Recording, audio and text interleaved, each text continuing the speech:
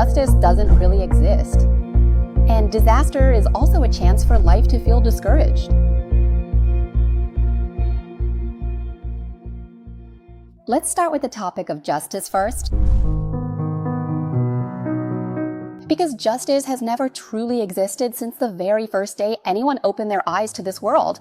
If you're looking for equality, it's not something you'll find in this world. If we compare it to a race where every human has to compete, not even the starting line is the same for everyone. Just imagine, if someone is born into a wealthy family, being a rich kid means there's a much higher chance that their family's money and connections will get them close to the finish line right from the start. But if someone is born into a poor family, you have to consider just how poor, how tough their situation is. They might have to start way back, far behind everyone else. Or maybe they even have to start behind a hill, like being the third, fourth, or fifth kid in the family. That's possible too.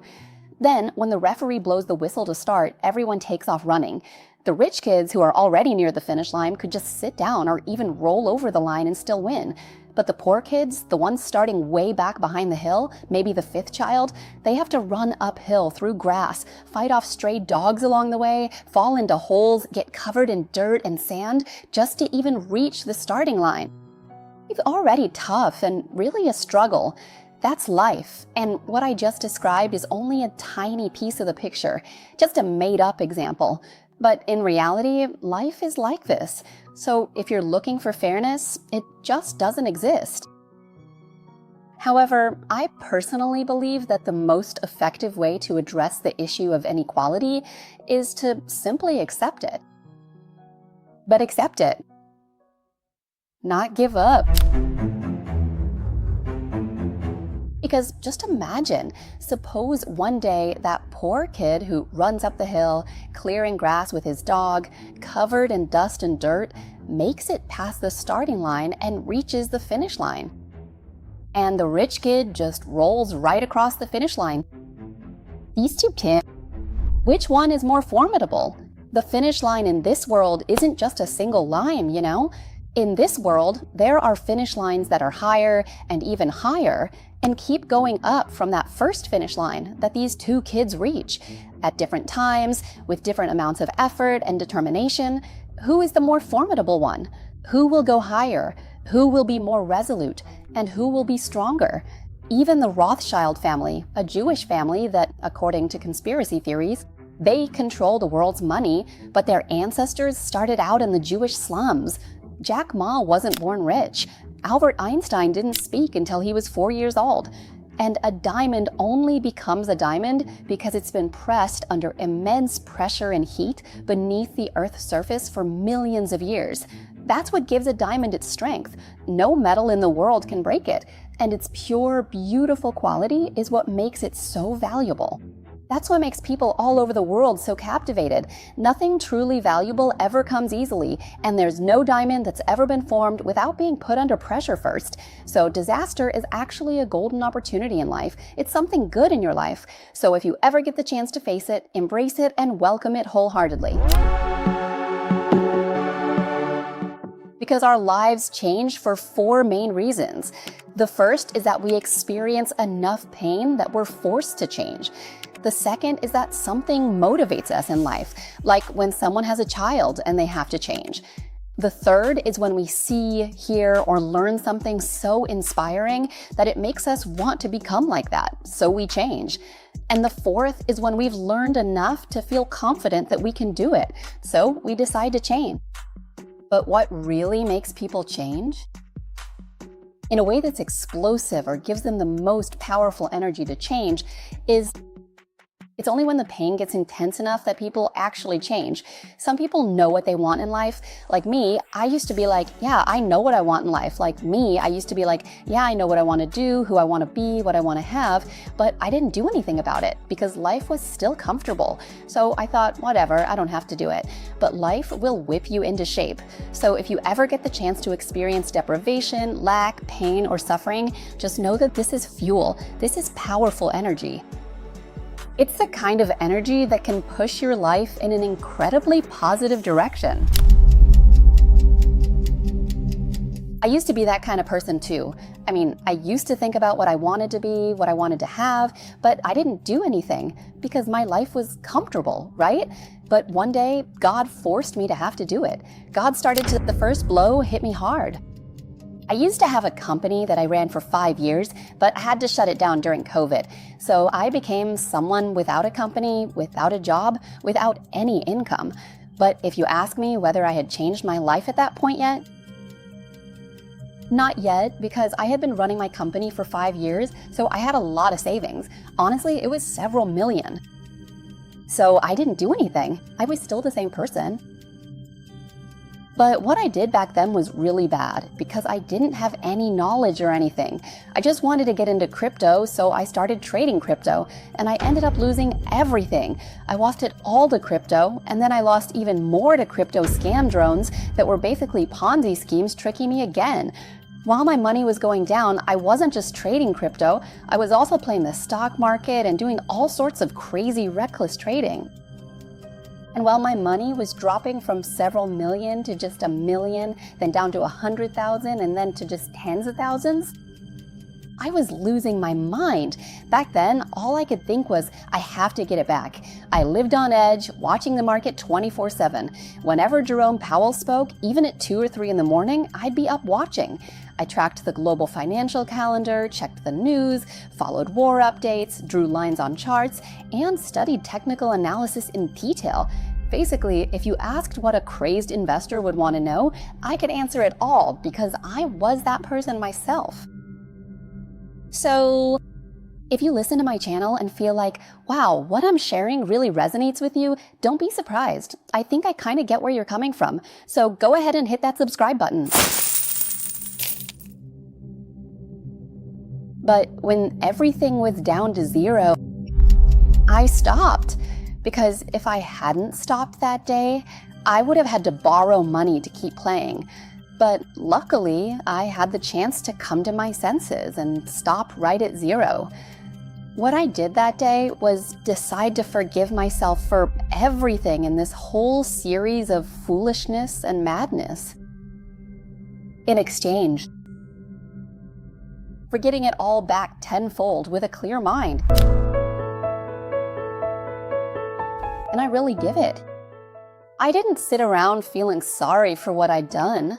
I wasn't irritated at all, and I didn't blame myself. I also chose not to talk about the mistakes I'd made. I didn't even complain about them. Up until today, when I'm sharing this with everyone, even my parents or those closest to me had no idea what was going on with me. I focused on studying and thought about what I needed to do to earn that money back for myself 10 times over. I didn't blame anyone, just punished myself a bit by diving back into my studies. Before, I studied frantically since my money was still at stake. This time, I was gaining knowledge without any money in the portfolio. I cooled down, I became more mindful in my learning, more mindful in keeping up with the news. At that time, I wasn't just following financial books anymore. I started reading books about healing the mind as well. That's when I realized that, there's this one interesting method. If we do something beneficial for others, money will come to us. So I started thinking, what value can I offer to others? What pain points can I help people with? Maybe not completely solve, but at least ease. And if I can actually solve them, that would make me really happy. For me, that's about finances, because I realized that I know about this topic. The mindset of people who want to be rich, who want to make money, what does that feel like? And what does the spirit of someone who's struggling really need? At that time, I decided to go back to being a salaried employee again from being a CEO and business owner. But that's okay. I'll do anything that can benefit others. I made up my mind that this time, going back to work, yeah, but I'm talking about financial knowledge, right? And honestly, I never knew anything about finance before. But when everything fell apart for me last year, I realized just how important money is. And it's really not that hard to understand. I think everyone deserves to know about it because it's not difficult at all. So I joined a small company called Spacebar as a junior content creator. At that time, I went in with just one thought in mind. I had to talk about finance in a way that people could understand me, because no matter how great the content or knowledge is, if people can't understand it, that content's useless. If you really want to help someone, you have to make sure they get it. I underline this for myself, so Theta, you have to make this happen. And once I started to succeed, it really benefited the company because the company's engagement increased a lot from what I did. The audience liked the way I explained things. The viewers seemed to really understand me, so I felt like I was on the right track. After that, I dedicated myself even more to financial content and really ramped it up. If you're wondering where I suddenly came from or why my storytelling is so fun, I didn't just appear out of nowhere. I've actually worked in media for 16 years before getting to this point. All the knowledge and pressure from my career and other jobs shaped me until I finally got here. That's how I'm able to tell stories the way I do today. But as I started to become more public, especially in the era of Gen Z, I ran into a whole new set of obstacles. Back when I was a reporter at Channel 3, no one ever commented on my work, or at least I never read any direct comments, What I started to encounter next were criticisms from other people. And you, Professor, probably understand this really well. Criticism from others, even just from friends or people around you back in the old days, already felt pretty toxic. These days, there are public comments coming at you from every possible direction. So I started to get anxious or preoccupied with what was happening.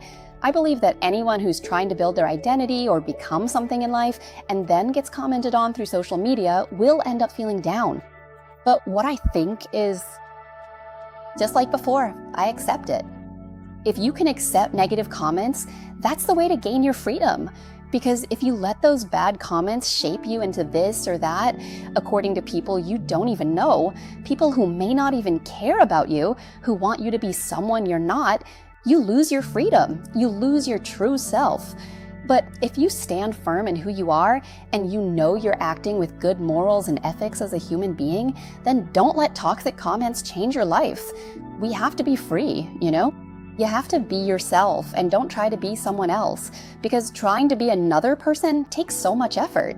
But being yourself is easy. You don't have to try at all.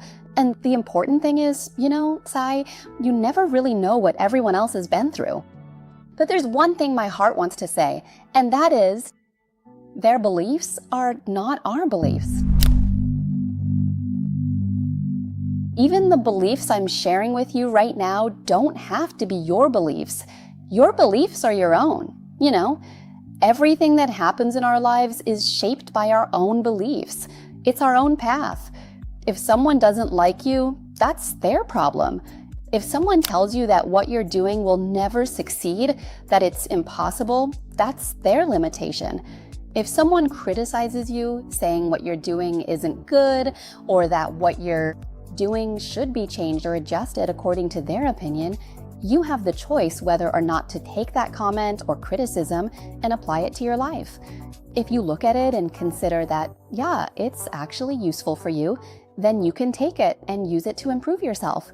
But if you see that the criticism is just toxic, you can just see it as trash. And what do you do with trash? Have you ever picked up trash and yelled at it before throwing it away? No, what we do with trash is we see it have no value, so we just throw it away, that's all. Especially if someone insults you. Let's say someone says something hurtful to you once, but then you keep replaying those words in your head 10 times, 100 times. Let me ask you, who's hurting you more? The person who insulted you once, or you who keeps replaying it in your mind over and over again? Let go.